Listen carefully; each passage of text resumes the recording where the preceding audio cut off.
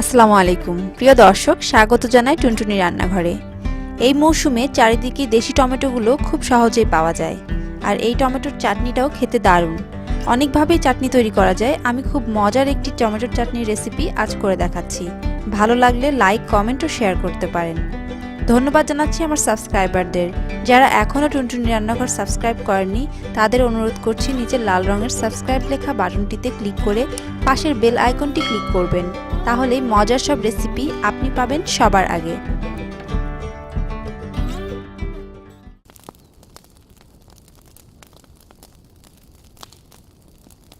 এখানে আমি 5টা টমেটো ধুয়ে পরিষ্কার করে নিয়েছি। আমি দেশি টক টমেটোগুলো নিয়েছি, এটা চাটনিটাই ভালো হয়। আমি মাথার অংশটা এভাবে কেটে নিচ্ছি। মাথার অংশটা সিদ্ধ হতে চায় না, আমি যেহেতু পানি দিয়ে সিদ্ধ করছি না, এজন্য এই অংশটা কেটে নিচ্ছি, তাতে খোসাটা ছাড়াতেও সুবিধা হবে।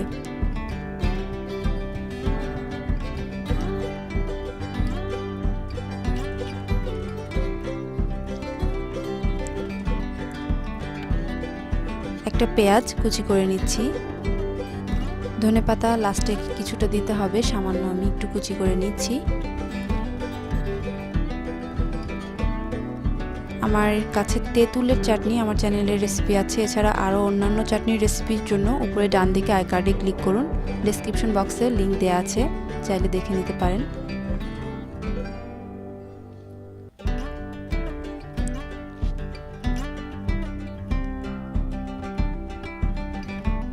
টমেটোগুলো একটি হাঁড়িতে ঢাকনা দিয়ে আমি বসিয়ে দিচ্ছি মিডিয়াম থেকে লো আঁচে।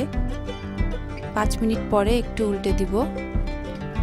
আরও 5 মিনিট এটাকে একটু সিদ্ধ করে নিব, যাতে খোসাগুলো খুব সহজেই ছাড়ানো যায়। আমি কিন্তু কোনো পানি দিইনি। হয়ে গেছে, আমি উঠিয়ে নিচ্ছি। খোসাগুলো ছাড়িয়ে নিচ্ছি। খুব সহজেই দেখুন খুলে আসছে। পানি দিলে এক্সট্রা বেশি পানি হয়ে যায় টমেটোর ভিতরে, এভাবে করলে ভালো লাগে। 2 টেবিল চামচ তেল দিয়ে দিলাম, আঁচটা জোরে জাল দিয়ে।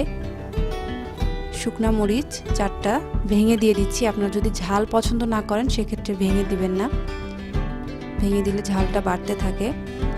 1/3 চা চামচ 5 ফোড়ন দিয়ে দিলাম। একটু গরম হতে পেঁয়াজ কুচি দিয়ে দিলাম 2 টেবিল চামচ।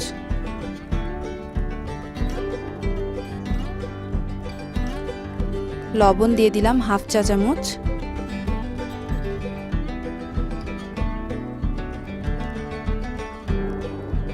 রসুন বাটা দিচ্ছি 1/2 চা চামচ। আপনারা চাইলে ছেঁচা রসুনও দিতে পারেন। একটু ব্রাউন হয়ে আসবে। ব্রাউন হয়ে গেছে। এর মধ্যে আমি সিদ্ধ করে রাখা, ছিলে রাখা যে টমেটো দিয়ে দিলাম। এখন কষাতে কষাতে নাড়তে নাড়তে টমেটোগুলো ভেঙে ভেঙে দিতে হবে। টমেটো থেকে পানি বের হবে যথেষ্ট পরিমাণ, সেই পানিতেই বাকি সিদ্ধ হয়ে যাবে টমেটো।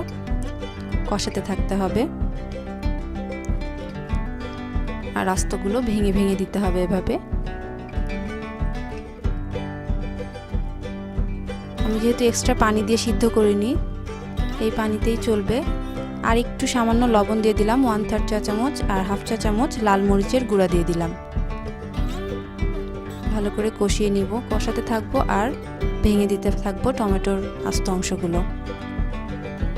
আপনারা আপনাদের যে কোনো রান্নার ছবি, খাবারের ছবি আমাদের সাথে অথবা রেসিপি শেয়ার করতে পারেন আমাদের সাথে ফেসবুক গ্রুপ হোমমেড রেসিপি বিডিতে। আর ফেসবুক পেজ টুনটুনি রান্নাঘরে আমার ভিডিও আসে, চাইলে দেখতে পারেন। ভালো লাগলে পেজটিতে একটি লাইক দিবেন আশা করছি। এসব কিছু এবং আমার অন্য সোশ্যাল সাইটগুলোর লিঙ্ক ডেসক্রিপশন বক্সে দেওয়া আছে। কিন্তু টমেটোর পানিটা টেনে নেওয়া পর্যন্ত অপেক্ষা করছি। সামান্য একটু জিরা ভাজা গুঁড়া দিয়ে দিলাম, হালকা একটু ফ্লেভারের জন্য, বেশি দিচ্ছি না।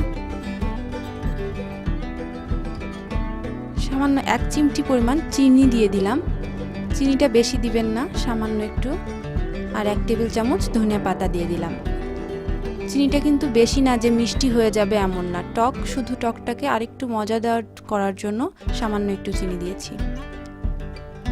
ঝোলটা শুকিয়ে এসেছে একদম, হয়ে গেছে চাটনি।